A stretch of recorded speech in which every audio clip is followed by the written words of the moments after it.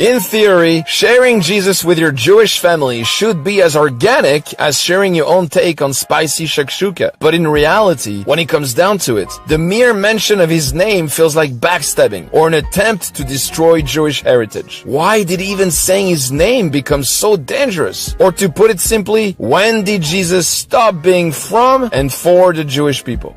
Jesus was Jewish, and that's no scoop. He was born Jewish, went to synagogues, celebrated the high holidays, wore the tzitzit, knew his Tanakh like the back of his hand, and ate matzah at Pesach. Then, he didn't stop loving his neighbor on Shabbat. But who can really blame him for that? Sure, the end of his life dying on a cross doesn't look too Jewish through today's eyes. But it's not as though he chose his method of execution. So what's the issue? I mean, if you wanted to blame someone for 2,000 years of pain and suffering inflicted on God's chosen people, I mean the Jewish people, twisted human nature would be a better place to start, don't you think? The hatred that nailed Jesus to the cross is the same hatred found in anti-Semitism today. So why in the end has Jesus become a curse word? After all, neither Buddha nor Mohammed have received such scorn. What has he done to deserve this? After all, he came in the name of love, gave his life to you so that you could find true shalom with God, and defeated death once and for all. Yes, you heard me right. The only person in the history of the world who managed to conquer death itself was not Tutankhamun, Alexander the Great, or Napoleon. And they tried. No, it was a Jewish man from Nazareth. An increasing number of Jewish people today are taking pride and ownership in this and reclaiming Jesus as one of theirs. I don't think this 2-minute clip will change your mind, but I hope that God will. So if you're willing to see your whole world turned upside down, or should I say turned the right way up, you could ignore your doubts, take a bold step, and watch other videos of Jewish people who've discovered Jesus for themselves on ThePeaceMaker.info, or email us if you'd like at contact@ThePeaceMaker.info. Because at the end of the day, there's nothing more Jewish than to follow Jesus. After all,